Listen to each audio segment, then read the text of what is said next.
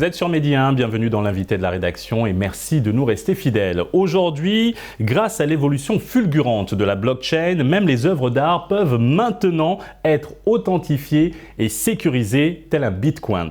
Après la monnaie, c'est au tour de l'art de se numériser et cela repose sur les NFT, des jetons cryptographiques non fongibles, encore appelés NFTs par les professionnels du domaine. Mais c'est quoi au juste? Pour avoir un éclairage sur le sujet, nous recevons Keepit, développeur Solidity, fondation Ethereum. Merci d'être venu sur notre plateau, Keepit. Merci à toi. Alors d'abord, dites-nous, les NFT ou non fongibles tokens, c'est quoi et comment les définirez-vous? Alors pour faire très simple, en fait, un NFT, c'est un objet qui va être stocké sur la blockchain. Et en fait, ça peut être soit une œuvre d'art, un morceau de musique, ou même tout simplement une épée dans un jeu vidéo.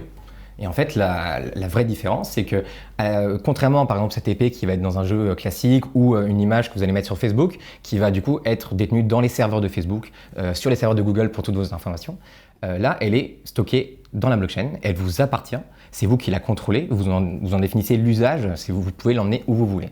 Et ça change tout puisqu'en fait, d'un coup, toute l'information que vous avez, vous pouvez la privatiser, vous pouvez la détenir.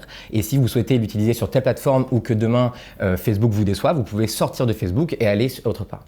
Donc ça, c'est la vision long terme. Pour l'instant, on est surtout sur ces jetons-là qui permettent de... C'est beaucoup des œuvres d'art, c'est beaucoup parce que c'est la façon la plus facile de le faire. C'est des images qui vont être là, mais il y a tout un tas d'usages et d'utilités qui peuvent être arrivés et créer des... Quelle est l'utilité de cette technologie dans le secteur cryptographique de l'art et du gaming, concrètement? Concrètement, alors déjà, c'est quand même beaucoup plus transportable qu'une œuvre d'art classique. La propriété de cette œuvre, elle est transparente, n'importe qui peut savoir qui en est propriétaire, alors qu'aujourd'hui, si vous avez un tableau, c'est quand même compliqué, il faut faire confiance à des gens pour qu'ils attestent que c'est bien vous le propriétaire. Quand il y a une vente, il y a tout un tas d'intermédiaires qui vont interagir et qui vont prendre une part. Ça évite aussi beaucoup la falsification. Oui, il y a une partie de falsification puisque on peut vraiment prouver que cette œuvre est unique. Il n'y a pas deux œuvres pareilles qui peuvent exister. On peut créer un copier-coller, etc. Mais l'œuvre originale sera toujours là et ne pourra pas être bougée.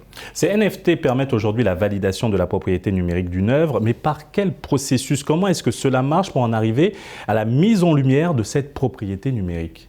Simplement. Simplement, donc vous pouvez répéter la question? Comment cela marche? Comment arriver à la mise en lumière de cette propriété numérique? Comment l'authentifier en fait? D'accord. Donc en fait, sur une blockchain, vous allez avoir une adresse. Une adresse qui va vous authentifier où seul vous la contrôlez. D'accord? Donc tout l'argent que vous allez avoir, tous les NFT seront stockés sur cette adresse. Et vous êtes les seuls déteneurs de la clé, cette clé magique qui permet de le transférer, de le vendre, d'acheter, etc. Et comme vous êtes le seul propriétaire de cette clé, tout le monde peut savoir que vous possédez ce NFT, que c'est l'adresse de telle personne qui la possède, mais seule la personne qui possède l'adresse peut le dépenser, peut le transférer, peut l'utiliser. Alors chaque NFT est donc unique, il n'y a pas de copie. On peut faire des copies par exemple, si je crée une œuvre d'art, je peux prendre un peu comme Mona Lisa. Évidemment qu'on peut copier Mona Lisa. Quelqu'un peut refaire à la perfection et n'importe quel mortel ne se rendra même pas compte que cette œuvre de Mona Lisa n'est pas la même que l'original qui a été faite. Mais par contre, l'authentification, au moment où la valeur même de l'œuvre, là par contre, on pourra savoir que c'est une copie ou non. Parlons des NFT dans le domaine des jeux vidéo. Comment révolutionne-t-il le secteur?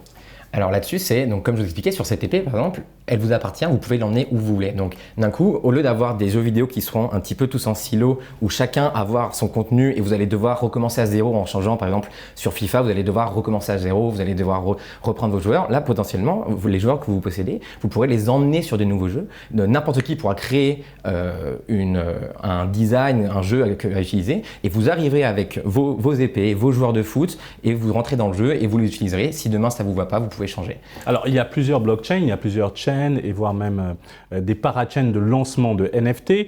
Mais est-ce que les NFT, leur création est possible sur toutes ces chains ou seulement sur une seule? Alors, donc, il y a plein de chaînes sur lesquelles c'est possible de créer. Ethereum, c'est la chaîne historique la plus connue qui, du coup, permet de faire ça. Mais Binance Chain en est une autre. Avalanche, Solana, toutes ces chaînes-là permettent de créer des NFT. Bitcoin, pour l'instant, n'est pas capable de nativement créer un NFT. Il y a plein de projets qui essaient de rajouter une seconde couche pour créer des smart contracts, pour permettre cette création de NFT. Mais la couche principale Bitcoin ne le permet pas. Alors, parlons de la valeur des NFT. Il y a des NFT qui sont mis en vente sur plusieurs chaînes. Il y a des personnes qui créent leurs propres NFT. Plusieurs artistes même se sont lancés dans le secteur. Mais sa valeur est-elle aussi volatile que les tokens ou autres monnaies cryptographiques? Oui, complètement. En fait, rien ne permet de vous assurer que cette image-là va prendre de la valeur. C'est comme une œuvre d'art classique, en fait. Si vous regardez si je crée une peinture demain, vous allez regarder, est-ce que je suis quelqu'un de connu? Est-ce que j'ai déjà fait d'autres choses? En fait, c'est en regardant mon historique, vous allez pouvoir être convaincu ou non en effet, cette œuvre d'art peut-être avoir de la valeur demain. Et donc, c'est la même chose sur les NFT. Alors, c'est l'artiste qui détermine le montant de son NFT. L'artiste, bien souvent, va vendre avec un montant fixe ou peut faire ce qu'on appelle des Dutch auctions, où c'est donc un montant très haut qui va diminuer chaque minute. Donc, il y a plein de façons de vendre des NFT.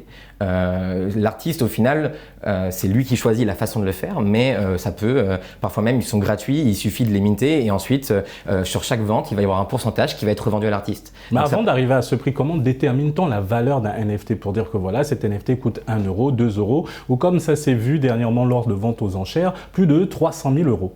Comment vous faites pour déterminer la valeur d'un vase que vous allez trouver dans un marchand aux puces, par exemple?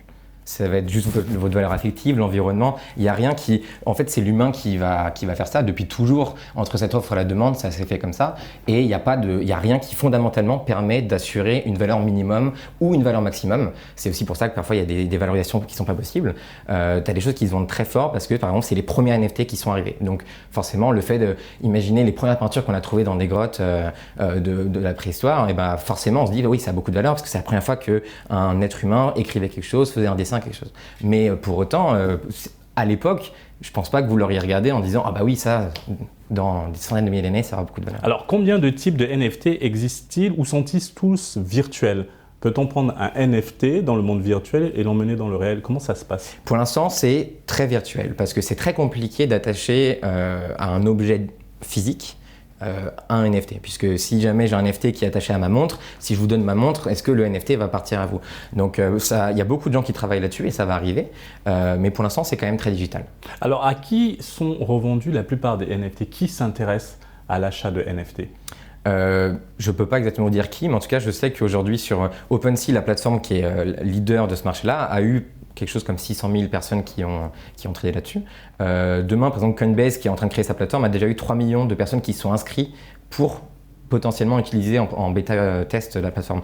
Donc je pense que la réponse, c'est un peu tout le monde bientôt va le faire, puisque pour l'instant, c'est assez fermé comme milieu, mais un artiste, un écrivain, un musicien, même vous, sur ce plateau, on pourrait peut-être créer un NFT qui pourra afficher une image qu'on aura pris, même peut-être que ce moment se passe à la télé sera un NFT, et si jamais on fait le buzz, il pourra avoir une valeur ou pas, ou ça permet de retracer mon historique, une sorte de CV que je pourrais mettre, où n'importe qui pourra voir, ah oui, il est passé sur telle chaîne de télé, il a écrit tel journal. Donc en fait, un NFT, c'est n'importe quoi, c'est un objet. Donc il y aura des NFT qui auront beaucoup de valeur, et il y en aura qui n'auront pas beaucoup de valeur, mais une valeur sentimentale. Alors vous venez de le dire, plusieurs NFT marketplace seront lancés. Ouais. Dans ce grand marché, comment reconnaître un vrai et un faux NFT? Ouais. Alors la curation, c'est un gros problème, c'est très difficile puisque n'importe qui peut créer n'importe quoi, c'est un peu le principe de la blockchain, c'est que personne ne peut censurer l'arrivée de quelque chose. Donc souvent les plateformes vont, par exemple, un peu comme Twitter, ils vont vous donner une validation pour vérifier en effet que vous avez fait le minimum. Bien souvent quand un projet se lance, on peut auditer le code qu'il y a dedans, pour vérifier en effet que ce n'est pas une arnaque, que le code qui va être mis sur la blockchain, eh bien, il ne va pas permettre de voler l'argent des autres. Donc ça, c'est une des premières étapes, c'est un audit qui permet de vérifier que personne ne pourra partir avec la caisse. Ce que fait Certic. Exactement. Ce que fait Certic, ça fait partie des gros protocoles qui font ça. Et ensuite, c'est soit de la curation humaine, donc super rare par exemple, pour pouvoir poster, donc c'est une marketplace aussi, pour pouvoir créer une œuvre et la mettre dessus, il faut forcément avoir reçu une invitation et c'est assez sélectionné. Donc n'importe qui ne peut pas arriver. Donc vous pouvez être sûr que toute personne sur super rare a au moins passé un certain nombre d'étapes qui permet de vous assurer. Après, on n'est jamais sûr de rien, mais... Maintenant, quelle est l'importance des NFT pour les artistes africains? Quels avantages peuvent-ils leur offrir? Ouais. Alors, déjà, sur la terme de la communauté, c'est assez incroyable parce que vous pouvez aligner tout le monde. Si jamais vous créez des NFT, ensuite vous pourrez faire des événements qui ne seront acceptés que pour ceux qui ont des NFT. Donc on pourrait créer une super soirée ou un super événement et seuls ceux qui possèdent le NFT que j'ai vendu peuvent y accéder. Donc ça permet en termes de communauté, de vraiment aligner tout le monde, de rassembler les gens et d'avoir un sentiment d'appartenance à quelque chose et potentiellement de partager les bénéfices. Là, ce qui se fait beaucoup, il y a des organisations décentralisées qui se créent. Donc en fait, c'est des grosses communautés qui arrivent de quatre coins du monde. C'est complètement ouvert, transparent. N'importe qui peut arriver, faire un peu de travail, se faire rémunérer. Et un artiste pourrait créer ce type d'organisation. Les plus gros fans pourraient venir l'aider pour créer un événement et en échange avoir un NFT spécial, posséder une partie de la musique ou un remix disponible ou une image qui a été créée seulement 3 fois. Donc c'est vraiment très communautaire que ça permet de faire les choses. Dernière question avant de clore cet entretien. Un grand média américain a récemment lancé sa collection de NFT sur un exchange décentralisé, de même qu'un grand rappeur français originaire du Sénégal, à savoir Booba. Peut-on dire que les NFT ont atteint le stade de légitimité dans l'univers cryptographique? Je pense, ouais. Je pense.